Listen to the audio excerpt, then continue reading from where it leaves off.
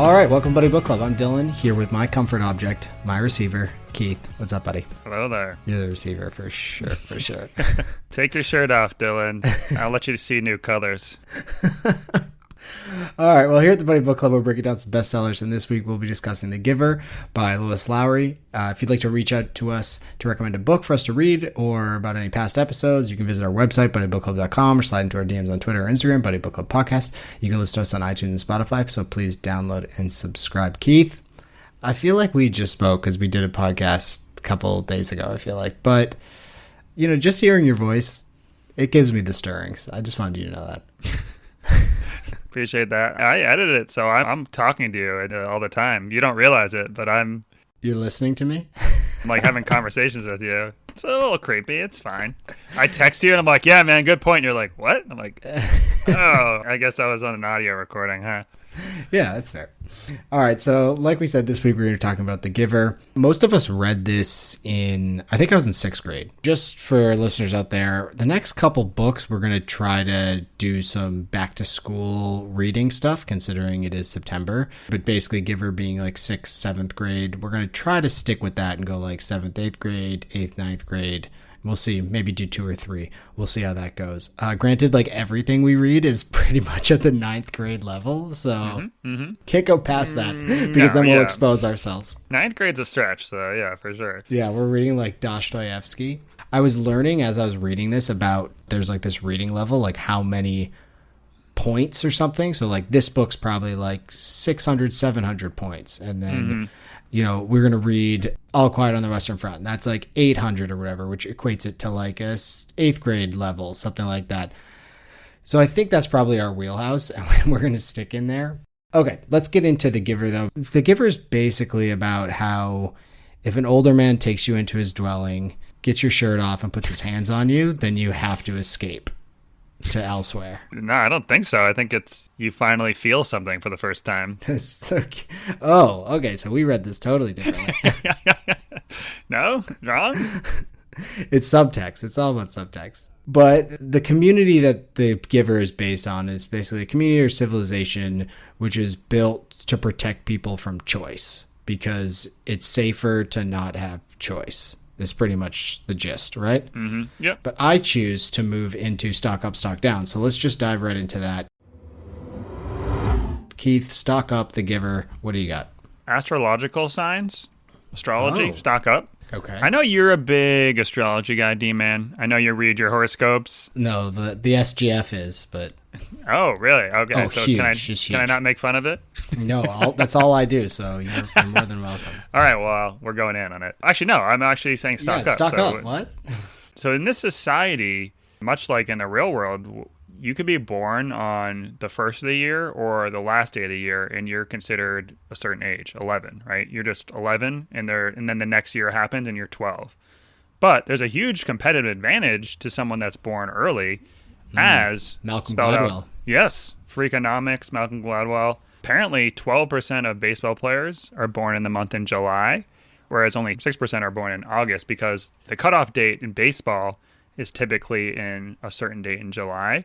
So if you're older, you're bigger than everyone else that's in your class, it's a self-fulfilling prophecy, right? You're just going to keep on being promoted. You're going to be pushed towards baseball, into you play sport. For the better teams. You play against better competition. You get better. You just become better, yeah. And so the same thing for this society is like they're basically killing off people unless you're the strongest, kind of like the 300 type shit. No, they don't kill them. They release them, okay? Like, let's don't put such harsh words. Precision of language, please. Yeah, I apologize. They release them. I accept your apology. Yeah, so astrology, when you're born, it matters. So stock up to Virgos out there. Stock up to Cancers. I only know maybe one more. What's another one? Horoscopes out there. Terraces. They're like all truck names, right? Ford Terrace. What are you? My joke is always people are like, "What are you?" And I say, "Virgin." Oh no, Virgo. Sorry, I'm used to saying that. You can have that one. Kid. Oh wow, no. Yeah, okay, interesting. But that has nothing to do with horoscopes or astrology. It's just you're talking just when you were born. But you tied it into it. Yeah, same difference. What's your moon sign, Keith? I haven't looked at the charts recently. Well, are they different? I have no idea what that means.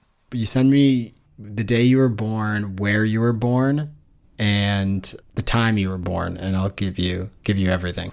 My first stock up is the shitty and painful parts of life. So this stock is definitely down. No one likes that stuff, you know. Those are all difficult. And unfortunately, you know, in the words of the famous rapper Naptime, without the rain, we can't appreciate the sun. But that's a big part of what this whole society is all about, right? Is trying to get people away from pain and remorse and grief and loss and all that stuff. But if you don't have any of those things, it doesn't make any of the good stuff worth it. You go to someone's a work function, or we used to do this when we were like kids. You'd go to a party and some kid would want like a casino night or something like that, and I was like, cool, like where's the money at? And it's like, no, we're just playing like fake chips. What? We don't lose anything? There's no risk of loss, so you can't win anything at the same time. And it's the same with this society, and it's the same with life. Even though we have those furry friends in our life that give us so much joy, eventually there's some grief with those. And it kind of makes you feel better when you have those tough times, because then you think about all the good times that led up to it and you feel better. So sameness, I'm not really for you. Stock up those shitty and painful parts of life. Keith, what else do you have to stock up? I'm going to have to disagree with you there. Oh. I mean, the problem with having choices and having that stuff is that like there's a lot of boredom that happens in life, right? You're just like constantly realizing that you could be doing something better. You have to work 8 hours a day. You have to sleep. You do all these choices that you choose to have to do something that's not fun, right? Yeah. They're literally bathing old people and loving it. They're like, oh, man, just such a great society, just hanging out here, bathing people. What a good day this is. Like, imagine that. Bathing old, that'd be like my worst nightmare. And they're like fucking loving it. So I kind of would love that bliss of just like the boredom is great. Every single day is great. Everything's good. I don't need the highs and lows. Just give me that. I'll take that. So you're just saying no spikes, just flat. And you're like being like, I need to do something gambling. You're saying something that's like super up or down, which is obviously, but 90% of your day consists of flatness. Your example doesn't make sense. If you were like, you know, driving to work sucks, but at least I appreciate that now. It's like, no one ever likes that. That's the worst. Well, I listen to audiobooks when I drive, so I enjoy that. Well, yeah, that's true. Yeah. I see your point. I think it's fair. And I mean, I think that's kind of the point of this book in general is, are you cool with the sameness? Are you not cool with it? There's definitely advantages in that no one's necessarily like competing with you. There's no popularity contests, you know. But then we don't have sports, you know. It doesn't work like that. Recreation, which I'm going to get into that later because it didn't really seem to make a ton of sense to me. But the whole idea of everyone is the same, you can't kind of stand out from anyone else. I like that aspect of it, like, you know, no bragging and stuff like that. That makes sense to me. But you can't feel love, you can't feel intimacy, because the opposite of that, if you loved your wife and then she was released, it'd be terrible, you know? So you instead, you not just in this kind society, of you'd be celebrating it. You'd be like, all right, this is awesome. Fuck, you're kind of right. Jump on board. Let's get in the society. All right, I feel like we're going to keep talking about it with the other stuff, so let's just keep going with some more stock ups. What else did you ever stock up? Stock up colors are the same theory. That's my own theory. So wait, I think I've heard this one before. Yeah, I've told you it before. You didn't like it, but so I tried to write it out and make it make sense. It still doesn't make sense, but it makes sense. So here's my theory, and this is brought to light kind of in this book as well. But you can't describe the color orange or red, right? You just can't describe you just like you have to know what it is, right? Yes, I follow. Yeah, you can say something as like vibrant or dull. So people, they see a color and they say, that's appealing to me. That pleases me, that color, right? Mm-hmm. And they associate a word with it. They say, that's blue, that's red. And everyone says, this is my favorite color. I like this color. That looks good. My theory is that every color that is appealing to people is the same color. It's just they see it in their eyes differently.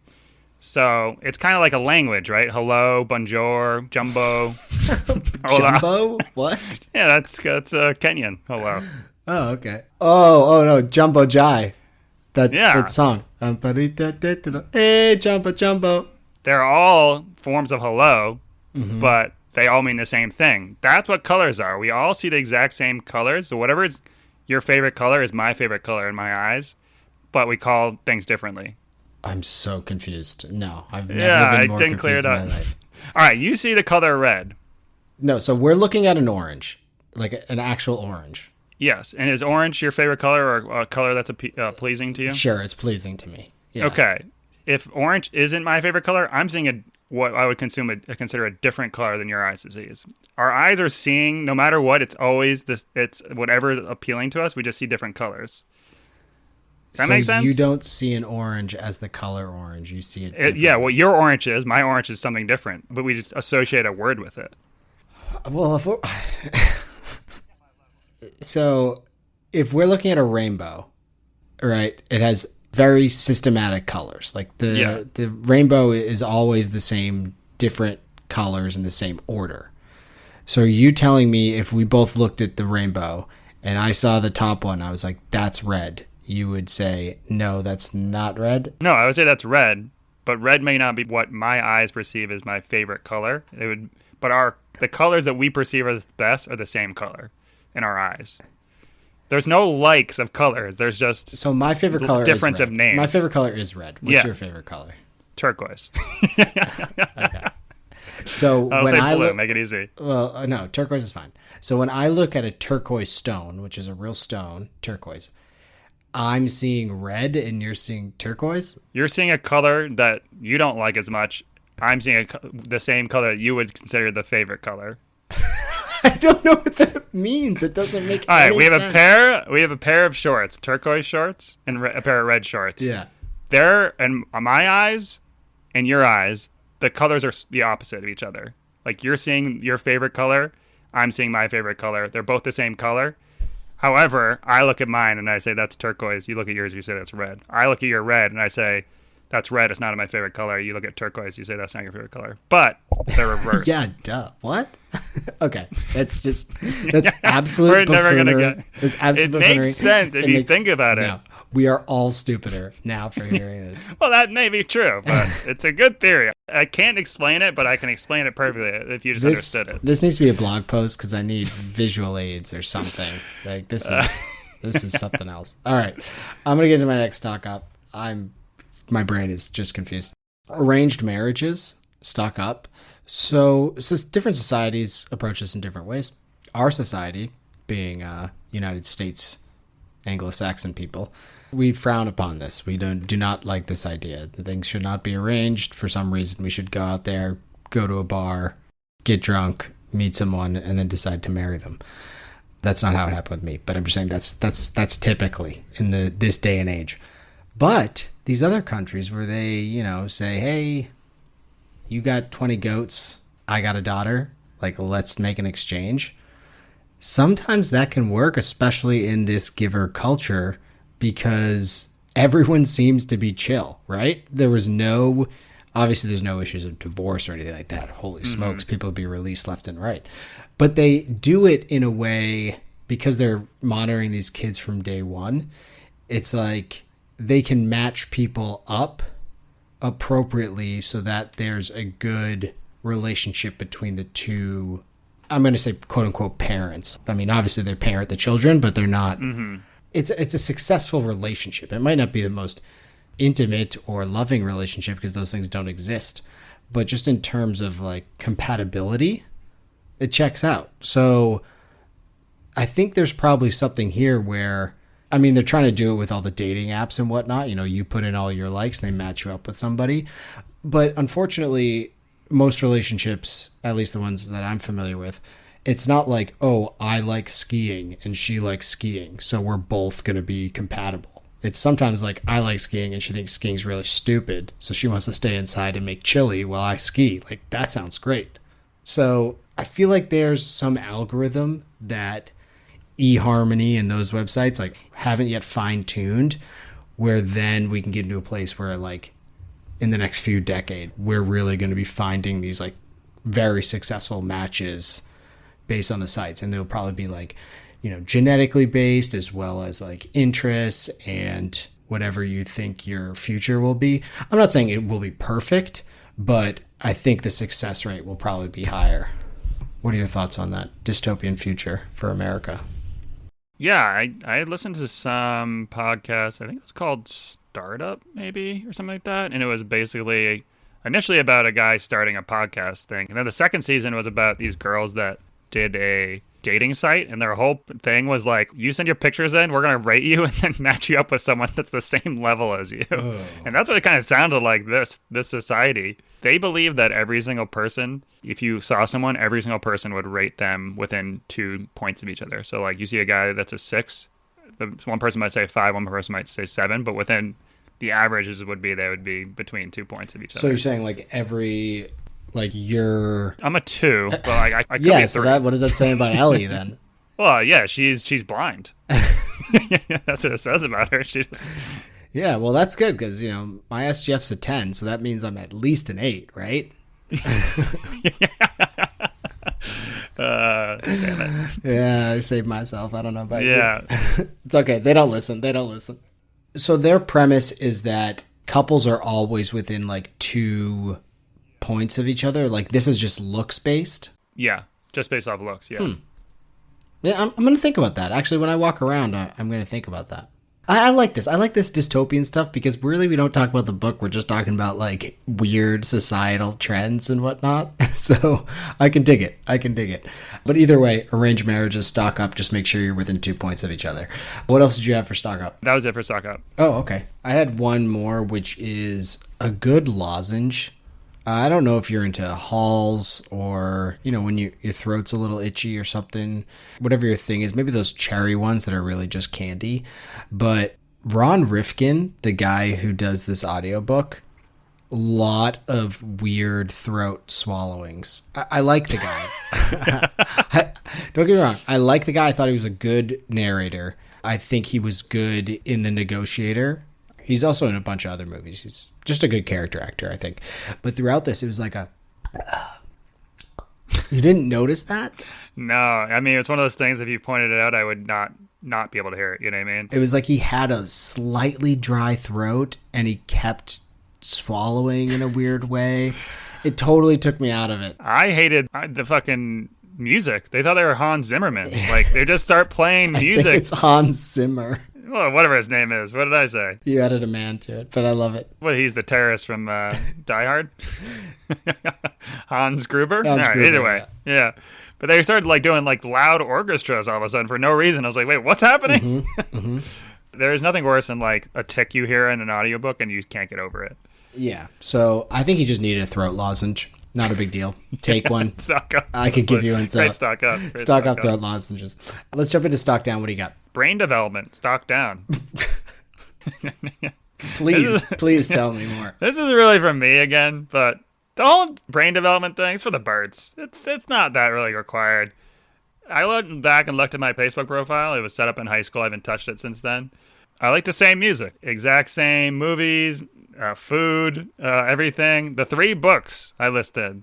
Vince Flynn, Harry Potter, 2 that we obviously love, and The Giver. And I like this book. I like it a lot. This Giver is in your likes and... Yeah. Wow, it was a 6th grade read. So, I mean, I just haven't developed in any way in my brain. And here's the thing. You think back to high school, we didn't have jobs. We didn't have responsibilities. I have the same exact likes. Well, what's the point of growing up? There's no point in developing a brain or getting even smarter. Stay in school. Live there forever. Billy Madison said that. Stock down brain development. No need for it. So I see why you like the sameness, because you also, like, your culinary interests are Cheez-Its, baby carrots. I've expanded those a little bit. I like honey mustard. Oh, good for you. Did you ever watch Doug when you were a kid? A little bit. The only thing that really sticks with me is when he'd open up his closet to get clothes on for the day, and it was just 8 outfits that were exactly the same, which I actually thought was a great joke for cartoons because, every cartoon character wears the same clothes every time, but Doug Funny at least showed that, oh, okay, I have the exact same outfit for every single day. And I feel like that's a little bit of like you know, with your khakis. Wait. Steve Jobs and Einstein did that also. So thank you. Yeah, I'll take that. Yeah, for sure. No, nothing wrong with that. I mean, work from home. Do you have more than 3 outfits work from home? Because I don't. It's the same mesh shorts and then like rotating 3 to 4 t-shirts. That's it. Yeah, 100%. Actually, my brother-in-law turned me on to these shirts, and they're these merino wool shirts that you never have to wash.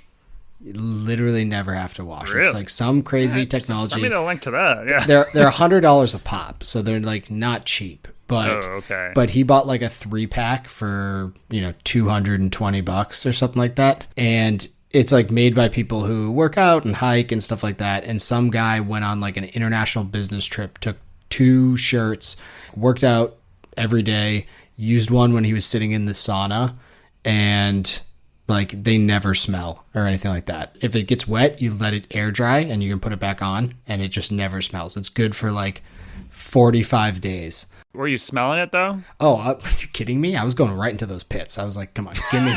It's like, I need the first hand account. Okay, my stock down is increasing your unit size. So stay with me here. Okay, gambling or are we talking about something other units? Yes, we're talking about gambling, and because it is football season, I want to discuss this. Normally, and this happens to me almost every year, is week 1 of the NFL season starts, and I come in with a very conservative unit size, and then I win week 1. And I decide to put this Swedish-made penis enlarger pump on and increase my unit size drastically, right, and of course. Then lose everything. So it's really about ratcheting things up in very small degrees. And this is what they didn't do in The Giver. I mean, this kid, Jonas, is 12, right? He's just turned 12. He's going into training. I mean, remember you as a 12-year-old, and then imagine you as a 12-year-old that had never seen anything terrible or whatnot, or even like experienced pain outside of falling off your bicycle. So The Giver decides to give Jonas a sunburn one time. Jonas is like, yeah, wow, okay, yeah, that was hot. That was really uncomfortable. But a quick sunburn, no big deal. Got 5 seconds of sunburn. So what is the next level up The Giver decides to put into Jonas?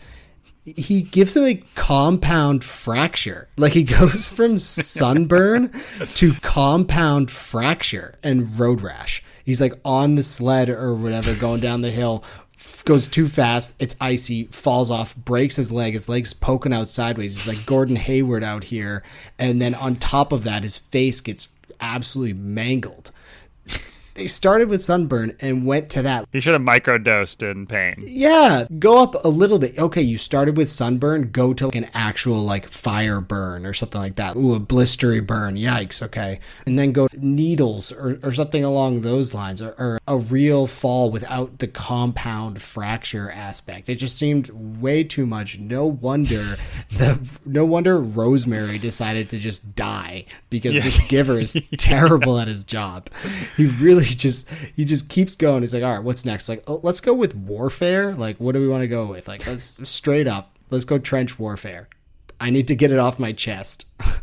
I actually had as my stock down compliment sandwiches, which I think is a similar theory. I love a good compliment sandwich. Well, I was going to tell you, basically, you're a manager now, so you better be employing it. I mean, I have no qualifications in any way to tell someone how to manage or even social skills in any sense. But with that being said, you got to be using the compliment sandwich method, right? It's and great. The Giver did not use it. I think he started to use it at the end, but like after you give him a compound fracture, maybe, let him taste birthday cake or something, give him something. Yeah. You just like send him home. He's like, good luck with that shit. See you later. Yeah. Almost murders him. And it's like, all right, cool. Like, go home for your evening meal. It's like, whoa, what? At least give me my first blowjay or something. Yeah. Nice. Nicely done. Talk about increasing unit size. I was going to say. What else you ever stock down? And my last one was Sunday Scaries, stock down. I mean, the stock's way down on Sunday Scaries. Well, sometimes people are like, hey, I'm having a tough Sunday Scaries. And someone's like, still a Sunday fun day going. Let's get some bets on the football games. Let's, let's do something to pick you up from that. There's no picking up from The Giver, who's just basically like constantly having Sunday Scaries of like the worst memories of all time and just repeating them in his mind all the time. And then the only way to get rid of them is to like force them onto someone else. I was like, Jesus Christ. Yeah, it seemed like the society kind of fucked that up. They should have had Dumbledore's pensive or something like that, where you can just take the memories and put them in somewhere. Because it seemed way too difficult to have all this on one guy's shoulders. It also just seemed like, hey, couldn't you split it up a little bit? Have a triumvirate, like the precogs in Minority Report. Have a triumvirate of people that hold these memories, so like the guy doesn't have to do all of the terrible things. Because if he's holding on to all the memories, and then, you know, even then it was like, oh wow, like that war stuff was terrible. Like, do you feel better, Giver? He's like, no, I have so many more war memories. That was just a piece. My last stuck down was feeling rituals / saying grace / giving thanks. I'm not here for any of it. If there's hot food on the table, we eat the hot food. It's really that simple. What's your view on the restaurant brings your hot food out and everyone else at the table hasn't got theirs yet? Oh, you go. You go. Okay. Absolutely. Yeah, right. 100%. But you go, and then you also are inclined to offer everyone a taste. Assuming this is like a 2-person or 4-person meal, I'll get in on it, you get in on it, we're eating together. But like, this food is going to be eaten. I really think it's the job, too, of the people at the table that haven't gotten food. Oh, to say, hey, eat. And then if I'm that person, I say, hey, eat, and they don't eat, then I get offended. I'm like, what the fuck? You think you're too good? 100%. I couldn't agree with you more. And I would actually, I want to go out to eat sometime and have someone, like, they give me my food, I'm about to start eating it, and they're like, whoa, what are you doing? I haven't got my food yet. It's like, cool, congratulations. I don't understand that practice at all. It really makes no sense. It makes no sense. Imagine the other way. Like, they're about to finish their burger, and you're like, whoa, hold on. I'm not done yet. I'm not done with my chicken sandwich. Like, you have to wait to finish until I'm done with mine. It's like, what? It probably comes back to, like, poisoning, right? I was like, everything's back in the day to, like, my food might be poisoned. So they probably were like, oh, my food hasn't come out yet. I'm going to wait till mine comes out, and we'll eat at the same time so you didn't poison me. Like, that's everything. I don't know. I think it's just like someone feels uncomfortable watching someone else eat, right? That's their problem. Is not that my it? problem. Yeah, like, or, I mean, the idea is that it's rude to eat while someone else doesn't have their food yet, but grab a fry, whatever. It's not a big deal. I went to, and I can't say this too loud because the FGF might hear me, but I went to a party that her friends had hosted. It was a Friendsgiving kind of thing. And the food was now out. Tons of food. It's Thanksgiving, tons of food. Mm-hmm. And there's 20 people there. So it takes a lot of time for everyone to get their food. And I didn't want to be rude, so I wasn't doing the like eat before everyone else.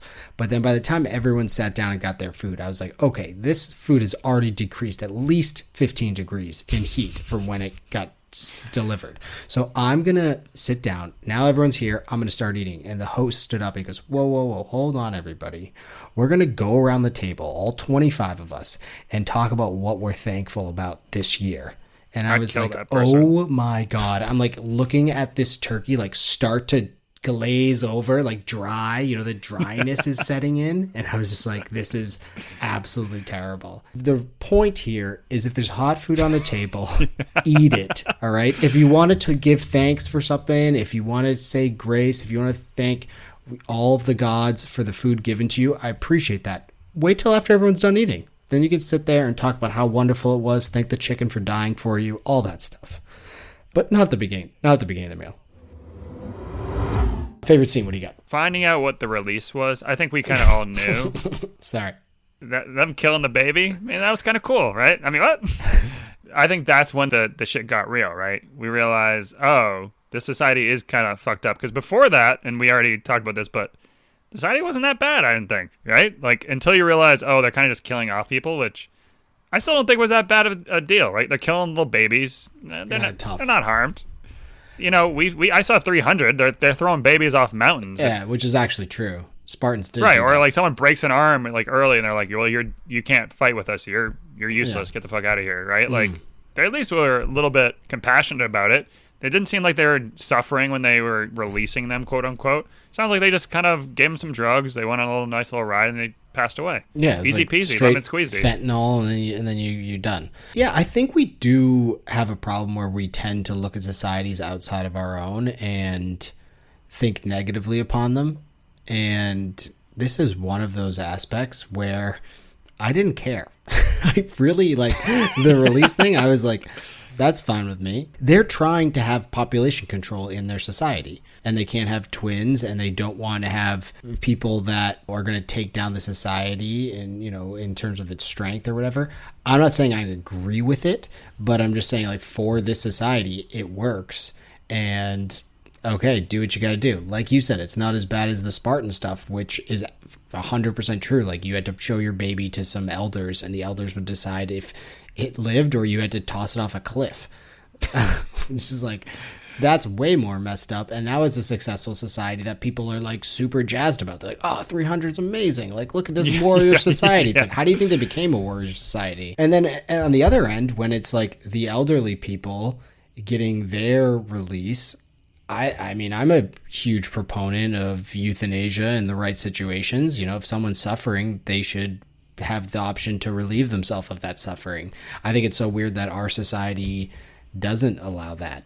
My favorite scene, I truthfully, I didn't really have one. I think when I realized that maybe I'm just stupid, which is mostly true, but I forgot about the whole color thing, that like he couldn't see colors and that like colors weren't real.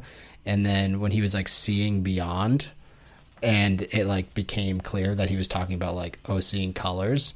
And I didn't even tie together that like the apple and the sled were both red. Like it, I mean, I would have failed sixth grade all over again. But holy smokes, this whole book that I had been reading in my mind is black and white. There's no colors. I mean, there's shades of gray, but so I found that to be interesting. Kind of opened my eyes to like how I was actually seeing this, because I wasn't seeing it through his eyes, really. I was seeing it through my own eyes, and I had to change my perspective. So I like that a little bit. It's cool too, because they don't come out right away and say like, and there's no colors in this society. Yeah, exactly. Which again, it ties back to my point that colors, you know, are the same for everyone. But anyways, we'll go through this quickly. Did you have a favorite character in this one? I mean, there wasn't many, but Asher. Yeah, duh. His description is a fun-loving, hasty boy, which I've never heard anyone described as, but I love that. And then who usually speaks too fast, mixing up words. Sounds like someone I know. Anyways, and then he becomes the assistant director of recreation, which, if I'm Asher, given the society and knowing everything about it, I still stay him. Oh, 100%. Awesome. It sounds like a great game. He's Leslie Knope without all the like political issues. He's like, what's his name's character from that show? Chris Pratt. But he has Leslie Knope's job, so he's just a fun-loving guy. And so I agreed with you, you know, and I was with you there. But it actually kind of ties into my next love, or my first love, which is the language used in the book. How they explain Asher, it's so matter of fact, and there's not like bubbly adjectives or like figurative language to explain him. You know what I mean? Like, it was like, it's not like they're saying like, yeah, he's bouncing off the planet, he's, you know, so excited all the time or something like that. They just, none of that language is used in the book. It's all just very matter of fact, to the point, precision of language that, along with the idea, once you get the idea that there's like no color in this society, like the writing alone gives you the vibe of the culture without her really needing to explain every little detail of, you know, the sameness. You kind of get that just through the way that people talk to one another and how everything is just very plain. It was so purposefully done that I thought it was really well done, basically. Does that make sense to you? You could picture the society within 30 minutes of reading it, and you knew exactly what it was like. So I thought that was pretty cool about it. What'd you love?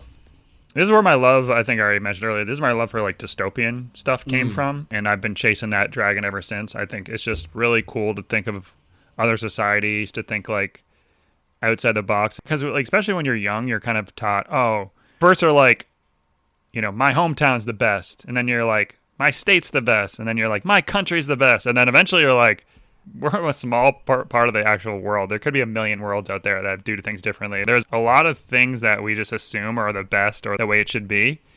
And the dystopian thing kind of turns that on its head, and I always love that. I think it's so cool. I couldn't agree with you more. I think that not only exposing people, young people, to different cultures in our own world and showing how there's lots of ways for things to be successful. For some reason, you know, in America, we think that like our society is like peak society, but we forget that we've only been around for 250 years and societies don't last very long. There's going to be something that fucks it up.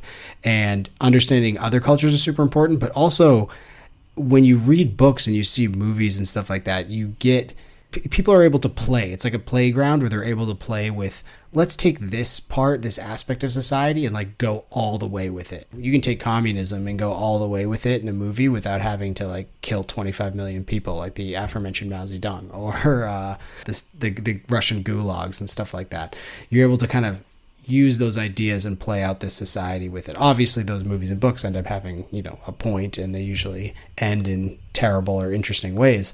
But I think it's fun to expose people to that, to kind of let their brains then take it to the next level. Like I could see how this book would be a really good book for kids and why it is a good book for kids because it allows teachers to kind of ask questions and explore different ideas about sameness, whether it's good, whether it's bad. And it really doesn't even need to be like good or bad, just like feelings one way or the other. And I think even between me and you, you know, we have just disagreements about this because we're just different people. And I think it creates interesting conversation points with people talking about it. So I love the dystopian stuff too. My second love is how Lowry doesn't like Hollywood up the book much. There's no real love interest, minus a few stirrings for Fiona, leading to some middle of the night oopsies from Jonas, I'm sure. But, you know, there's no bad guy. Obviously, the elders and stuff are made to seem like, you know, they're trying to keep things in control. But there's no, like, bad guy. There's no love interest. It's really just a story about the society, about this person's internal conflict, the relationship between Jonas and the giver, and ultimately the choices we make in life. But with it being that kind of story, it also is entertaining. Like it also was a good read. It also was a page turner. It wasn't like, ooh, like what's going to happen now? Is they going to attack this person or that? But it drew your interest in other ways that I find we don't read a lot of books like that. And especially this book being written for younger children, being able to hold people like that, I think that's something to be celebrated. Yeah, that's a good point. It wasn't Hollywood up at all. There wasn't like, all right, we got to have the final fight scene now. And it did the opposite of tropes. But she did a great job building like a world building kind of. For sure. And I did watch the movie today just because I hadn't seen it and I wanted to kind of see how they did it. And it was so bad. It was terrible. It was like the person who just didn't read the book, like didn't get the point. I remember watching it not thinking it was that bad, but I can't remember when I did. Yeah, well, they did the opposite. They made Fiona like a serious love interest. And he's like, I'll come back for you, Fiona. And they made Asher into like a drone pilot, and Asher could have chose to kill him or save him. Yeah, I kind of do remember that like, now. What? I was like, that's exactly how the book happened too. And then I read it, I'm like, oh wait. Yeah, they made Meryl Streep like the chief elder who obviously knew everything that was going on. Right. So they just made it very predictable. Okay. All of the nuance of the giver was lost in the movie, unfortunately. Did you have any other loves? I actually liked the ending too. I usually don't like the what do you think happened endings type thing. But I actually thought, I don't know if it was like an analogy or what the ending was, but I don't know if he like took acid in that room and he was just tripping really heavy and, you know, he never left or what. But either way, I thought it was like him escaping and then getting to that sled and then being like, I made it. I think he died, but... Well, obviously you don't think he took acid in the room. You think he actually got out and then died to the elements? Yeah. Yeah. I think he like was freezing and then he was like, look at that sled illusion in his mind as he died. Yeah, I mean, I agree with you. The author has come out on this and has said, yes, it's open to interpretation, but hasn't provided her feelings on where she thought it went, which I appreciate. I love when people do that. You know, they totally, they're committed. You like it? Oh, I usually don't like it. They're committed to the cause. No, I love that stuff. I think it's kind of a cop-out, like a dream is. Like, you can decide what it means in your own. It's like, No, you're the ones telling the story. I don't need to like some just. Yeah. But I thought this was cool that it was full circle. It was like a Seinfeld episode, you know? Sometimes it works and sometimes it doesn't. I hate when it's like, oh, it was all a dream. It's like, wait, Yeah, what? yeah. Like that now that didn't make it fun for anybody. But this was such a great ending because it's the point of the book. It's about choice, you know, and it's about the unknown. So Jonas embraces the choice, he embraces the unknown, and whether he dies or whether he lives, he decided to do it on his own. Like it was his choice that led him there. So whether he died or whether he lived, and Gabe, shout out to Gabe, it doesn't really matter. Obviously we want to know because he's the guy we've been following the whole time. But the point is that like he did it on his own terms, and that's what matters. But I agree with you. I think he died mostly for the fact that who leaves a sled on top of a hill? It's like as simple as Right. that. If there's a hill with snow on it and there's a sled, I'm taking it down. The bottom of the hill, totally Makes plausible. sense. Makes sense. Yeah. Yeah. But no one climbs up a hill, leaves a sled there, and goes, I'm going in for hot chocolate. Let me walk down. So, Makes yeah, sense. I think yeah. he kind of had the starvation, freezing hallucinations. I mean, I watch enough of these alpine documentaries to know what that freezing cold and altitude can do to you. So I'm almost certain he was hallucinating that house. So unfortunately, him and Gabe are popsicles somewhere. But at least you had the choice, brother. At least you had the choice. What about hate? What'd you get for hate? So I already mentioned I love the dystopian stuff, but I either like it to be set in the real world or be like Star Wars or Harry Potter, right? Where it's people have magic because they have magic. There's some sort of things going on. It's not here. It's not in this world. Where this one book was like, everything is exactly like the world that we live in, except for this one thing where I can give memories. And memories, like, it didn't really, there's no other elements of that, right? Wait, you don't get a shot of adrenaline when an old man puts his hand on you? No, I've already said that. That's how I see color. But I mean, like, everything else, when, like, the memories would be released into the society, that kind of was like, wait, what? Everyone should have had powers if that was the case. You know what I mean? Like, there should be other elements of fantasy involved other than that one thing. Because that kind of just makes it kind of be like, well, I'll just write this in, you know? It didn't seem like there was any real rationale for it, you know? No, I agree with you. And also, like, how do you know Jonas has the ability to transmit? Like, maybe he can take in them powers, but, like...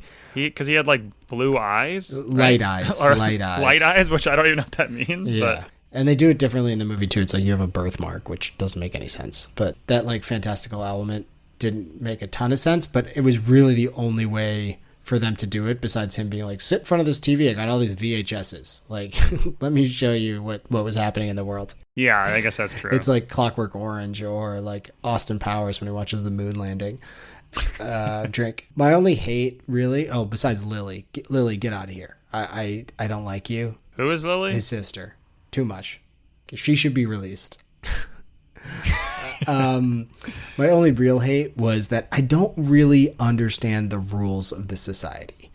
How do people not stumble upon the community? In the movie, they do it like it's almost one of those Patagonian plateaus, you know, where there's just like sheer mountain walls on all sides. So it's just like a standalone community, which makes more sense to me because they're like, oh, I saw a plane fly overhead. So how are they keeping other people out of here? Because if this is like some future, then, I mean, people are already interested in isolated societies right now. So imagine if there was like more ability to like get in there and look at stuff. Like people would be doing everything they could to try to check this community out. So there's other communities. So I didn't really understand how it doesn't get stumbled upon. And then I didn't really understand the rules for the pain, and also, so the kids, for example, they're playing, like, after Jonas gets the war thing, Asher and his buddies are playing war, basically. They have fake weapons and they're like fake dying. So how do they know that? And like, why is that an allowed game? It's like, wait, so what do they think they're doing? Because they're like pointing fake guns, like finger guns at each other, going like pow, pow, pow, and someone's like, ugh. So what do they think is happening? Because like when we play cops and robbers or whatever, we knew the idea of like, oh, okay, I'm shooting you with a gun. Obviously, we didn't know like what that felt like or whatnot, but we understood. Although you think about like Ring Around the Rosie, You didn't know what that meant, right? Bubonic that was plague. like a World War. Yeah, but you had no idea as a kid that's what that was. So it's one of those things I think they passed down through generations, but it's not. Yeah. No one knows. I guess so. But Ring Around the Rosie was just like, we all fall down, which is like, we all died. But yeah, that's what they're doing. yeah, but what about the finger guns? What's the finger guns? Like, how do you know what a gun is? You're passing that stuff down. You don't know necessarily what it is. It seems like the It's community whatever. would have culled that idea out. Because also in there, there's winners and losers. Like, oh, I got you. You're shot. You're dead. I won. Now there's hierarchy. Yeah, no, it's a good point. It's a good And point. then they also didn't understand, like Jonas didn't understand what a hill was. I get that. Like, the whole place is flat, sure. But you don't understand, like, what falling is. There's structures in this place. Like, no one climbs up a structure and falls off of it. Maybe there's gravity is so heavy that they can't go up things. Okay. Yeah, I like it.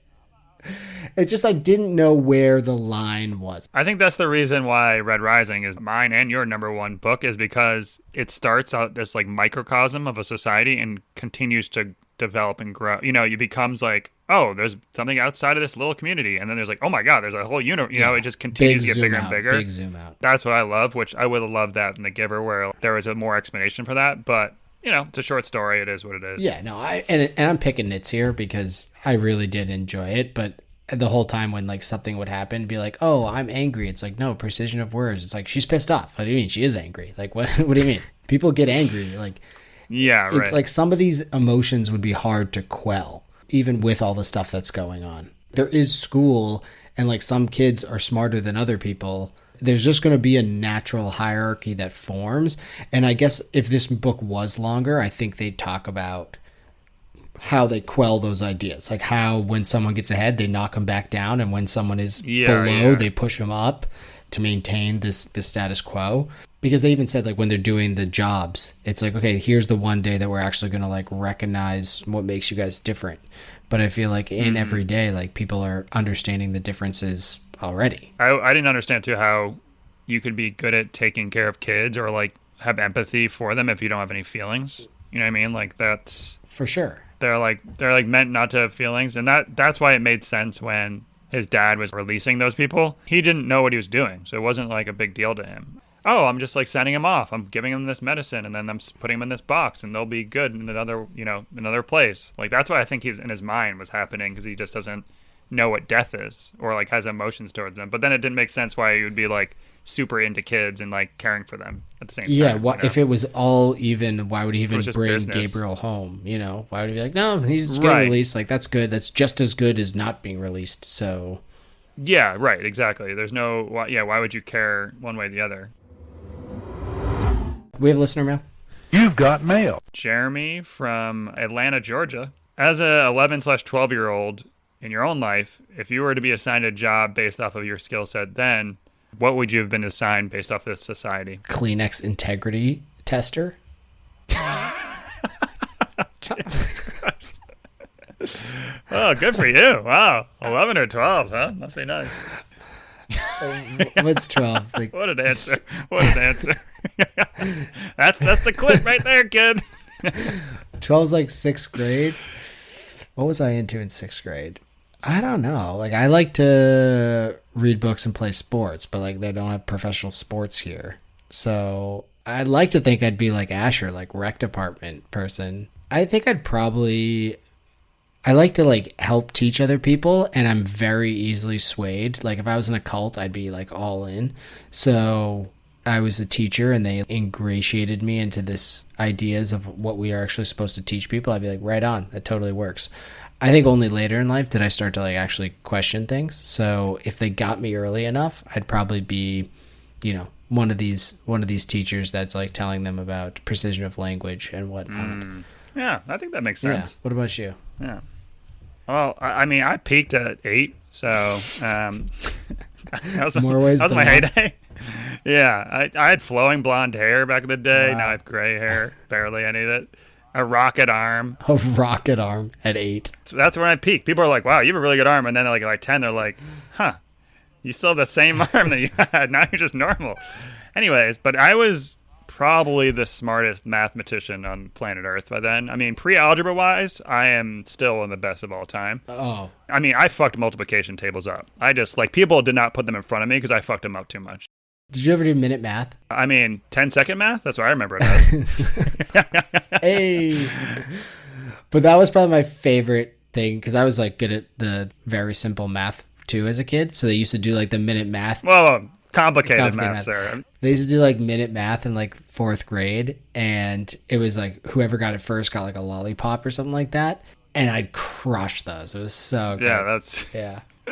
But yeah, so with that being said, I'd probably be a mathematician. Then once I got past pre-algebra, they would release me because they'd be like, "Oh, this kid's an idiot. Like, what is he? He doesn't know anything after this." Yeah, so I'd be dead. But if I had to choose, like, really, I'd probably want to be a judge. I think that would be cool in that society. Where you just tell people, "Yeah, you like that?" I'd be like, "You can't be fucking talking like that in this society. Release them." You know? So that'd be me. Does it have a release button? Yeah, I like it. I also like the idea of you being the mathematician and just like nothing working. Like they're just like, Keith, you did all the math. He's like, I don't know. It's like the planes don't fly. It's like, yeah, the math checks out. I'm good at multiplication though. So I did have some questions. I like the society very much, but because there wasn't a lot going on in terms of like extracurricular activities, I was really questioning like what the parents did when they're not working. Right? Because like they don't have to cook. All the food comes to them. There's no... Yeah, what were they eating also?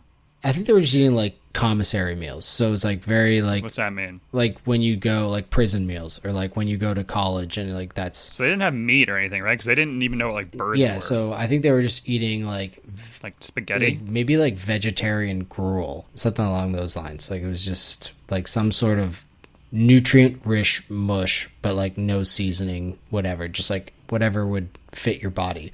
But the point being that they didn't have to cook dinner. There's no entertainment. There's nothing to do. You can't go out and do anything. So outside of like sharing your feelings during eating, what else was happening in the evenings at these houses? They're not boning each other, the parents. They're not reading books. I'm just confused. They're just like staring at the wall. Yeah, like can't you just let them be happy? See, that's your problem. They don't even think about that. They're just happy all the time, and they don't even realize that they're bored. That was my whole argument. Like that's the best thing ever. Yeah, I guess so. But they're not even like staring at the wall, like thinking of something. They're just like automatons. I don't know. Weird. I don't know what that means, but all right. Well, that's The Giver. Would you recommend it, Keith, to all the 6th graders listening out there filling their Kleenex? Yeah, I liked it. I mean, again, I already said I haven't changed much since I read this book. I thought it was good. I think if you've read a bunch of dystopian stuff since then this might be a little bit elementary for you, but it was a good... I don't know if it'll be top 10, but... Yeah, it's not going to break my top 10. That's for sure.